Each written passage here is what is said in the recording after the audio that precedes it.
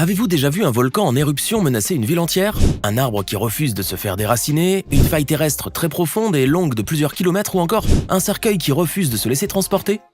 Si vous ne croyez pas aux phénomènes paranormaux, suivez-nous. On vous emmène en Afrique, le continent le plus mystérieux du monde. Voici des choses mystérieuses filmées par caméra en Afrique. Dans un village en Afrique, les habitants ont décidé de déraciner un arbre qui était selon eux connu pour être le nid et refuge des sorciers. Alors pour conjurer le sort, ils se sont emparés d'un énorme tracteur afin de démolir celui qui représentait la menace numéro 1 du village.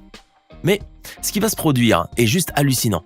Alors que le tracteur essayait de déraciner le tronc depuis le sol, l'arbre qui penchait se remettait aussitôt à sa place, comme happé par le sol. Les travailleurs ont essayé de déraciner l'arbre à plusieurs reprises, mais celui-ci refusait de se laisser arracher, comme si une force paranormale s'exerçait sur lui et remettait le tronc à sa place, un peu comme un aimant. La scène est tout simplement surréaliste, et pourtant elle est bien vraie. Si vous pensez qu'il s'agit d'un trucage, je vous assure que ce n'est pas le cas, puisque l'on voit des personnes marcher près de l'arbre. Depuis 2016 et jusqu'à aujourd'hui, le Maroc est frappé par une vague de mystérieux sons qui suscitent les spéculations les plus folles et les plus insolites. En effet, le pays a été témoin d'une vague de bruits non identifiés à ce jour, un phénomène qui a été signalé dans d'autres pays dans le monde, comme aux États-Unis, au Royaume-Uni, en Europe centrale, en Asie et même en France.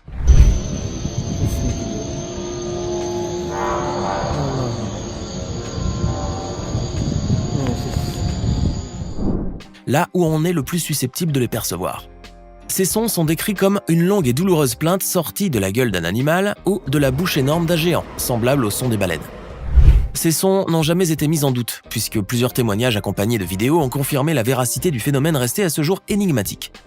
Personne n'est capable de déterminer leur provenance, s'ils viennent du ciel ou des entrailles de la terre. Selon certaines hypothèses, ces bruits seraient liés à des micro-tremblements de terre pas assez puissants pour être ressentis par l'homme, mais assez forts pour être perceptibles par l'oreille. Néanmoins, ce phénomène est déjà connu des scientifiques qui savent que des centaines de microséismes se produisent tous les jours dans un silence absolu. La NASA fait quant à elle référence aux émissions électromagnétiques naturelles émises par la Terre. La troisième hypothèse laisserait croire à des chutes de météorites capables de générer ces bruits, mais cette hypothèse n'explique pas la durée des bruits qui s'étend sur de longues minutes, voire des heures entières. Mais l'hypothèse la plus inquiétante serait qu'il s'agisse du son des trompettes évoquées dans les livres sacrés et qui annoncerait une imminente et proche fin du monde. Dans un désert en Algérie, loin de toute civilisation, toute route ou autre signe de vie, se trouve une rangée de dizaines de mystérieux cercles sur le sable.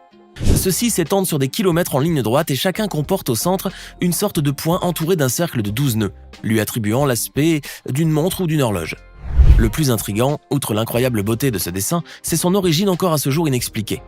Ces cercles ont engendré une grande vague de commentaires après qu'un post sur Reddit ait été publié, demandant aux internautes s'ils avaient une idée de leur origine et surtout une explication à ces cercles étrangement parfaits dans leur forme et leur régularité, et en même temps si isolés dans le désert. À ce jour, les théories fusent de partout, mais encore aucune explication scientifique n'a réussi à expliquer leur existence.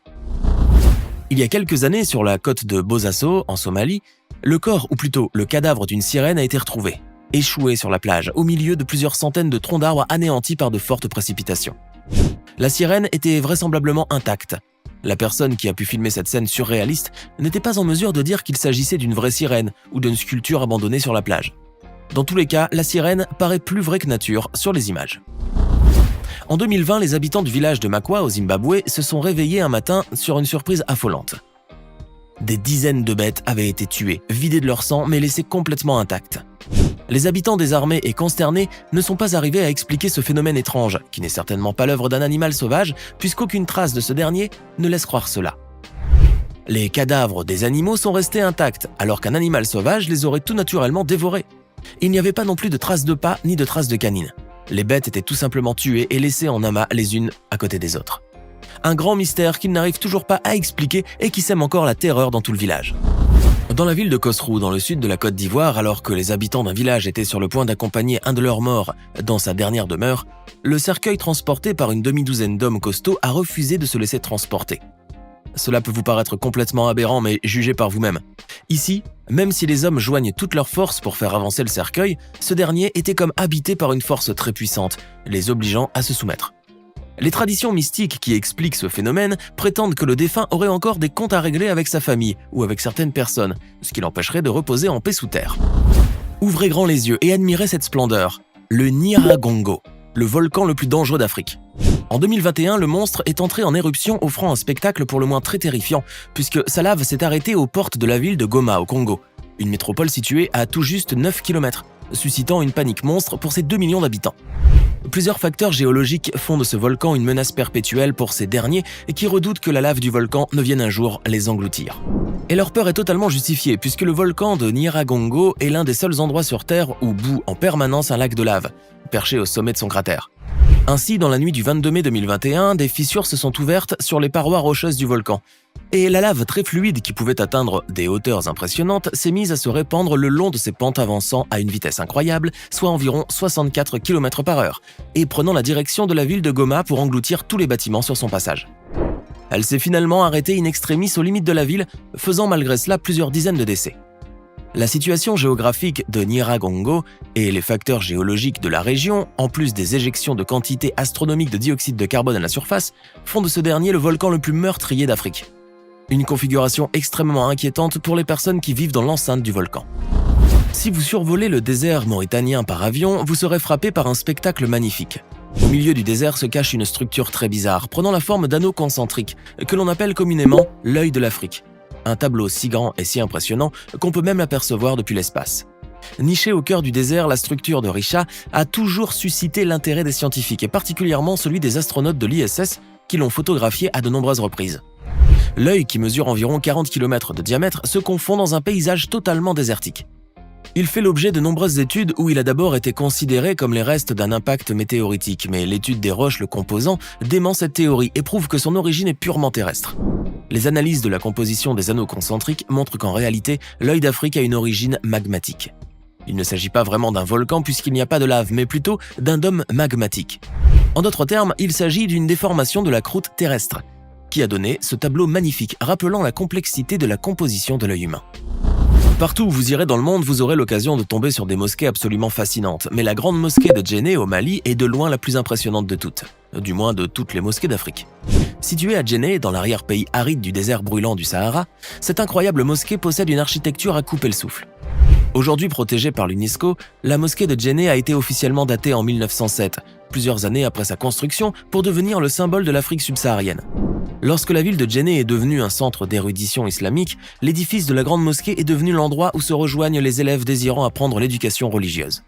Sa structure fascinante et édifiante frappe immédiatement l'imagination. Elle est haute de 20 mètres, construite sur une plateforme de 91 mètres de long, avec des briques crues, s'habillant d'un style régional caractérisé par des enduits en pisé et des échafaudages en bois. Elle possède 3 minarets distincts et des centaines de bâtons de palmier à huile, appelés torons, qui dépassent des murs de la structure. Elle a la particularité de rester fraîche à longueur de journée, même pendant les journées les plus chaudes de l'année, grâce à un treillis de 90 colonnes internes en bois qui soutiennent le toit et les murs, assurant en même temps l'isolation de la chaleur du soleil. La salle de prière peut accueillir jusqu'à 3000 personnes. Les murs de la grande mosquée sont reconstruits, rénovés et renforcés avec de la boue chaque année en avril lors d'un événement épique appelé le crépissage, auquel participent tous ceux qui le désirent, enfants comme adultes. Toute la communauté participe à l'effort et chacun joue un rôle différent selon ses capacités. La grande mosquée de Djenné est connue par une architecture et un tissu urbain fascinant, marqué par une grande harmonie. Elle est aussi le symbole d'une grande cohésion sociale, puisque la participation communale aux travaux de rénovation témoigne du sens de la solidarité et l'expression du savoir-vivre ensemble. Au Sénégal, à Dakar, située sur l'une des collines jumelles du district de Mamelles, la statue de la Renaissance africaine surplombe la ville à une hauteur de 52 mètres. La statue représente un homme au torse nu qui tient un enfant dans un bras et guide une femme de l'autre. Mais cette statue en apparence innocente a été très critiquée et vous allez savoir pourquoi. L'enfant qui pointe vers un horizon symbolise un avenir brillant et prometteur et la femme tend son bras vers l'arrière, symbole d'un passé très lourd. Tous deux rappellent immanquablement le réalisme socialiste. Mais cette statue a été aussi l'objet d'une grande controverse, puisque son coût de 15 à 23 millions d'euros a été jugé pharaonique à une période où le pays traversait une grande crise économique. Son financement a d'ailleurs été mis en doute et jugé non limpide. Aussi, beaucoup ont trouvé le style du monument trop stalinien, y voyant des symboles maçonniques, païens ou même indécents dans un pays majoritairement musulman. Même des féministes ont critiqué la position dégradante de la femme, qui est en retrait par rapport à l'homme et à l'enfant. Il y a quelques années, une impressionnante faille s'est creusée au Kenya et ne cesse de s'agrandir depuis, suscitant la préoccupation de tous, spécialement des scientifiques qui pensent que le continent africain pourrait être en train de se séparer en deux d'ici quelques années. La faille est apparue en mars 2018 au sud-ouest du pays en plein milieu de la route Mayunarok, à la suite de fortes précipitations. Celle-ci fait plus de 15 mètres de profondeur et mesure 3 km de long, une sorte de cicatrice qui pourrait probablement marquer le début d'une séparation géographique. Une estimation étonnante puisque cette fissure était remplie de cendres volcaniques du mont Longono voisin. L'eau des pluies aurait alors permis à la cendre de disparaître et de faire apparaître cette fissure gigantesque. Bon, rassurez-vous, même si rupture il y a, elle ne se fera que dans quelques dizaines de millions d'années, car vous l'aurez peut-être deviné, la croûte terrestre n'est pas faite de guimauve et que pour que le continent se divise en deux, il faut beaucoup de temps et des conditions atmosphériques et géologiques bien particulières. Maintenant, dites-nous dans les commentaires ce que vous pensez de ces choses incroyables filmées en Afrique. Et n'oubliez pas de vous abonner et de cliquer ici pour regarder une autre de nos vidéos.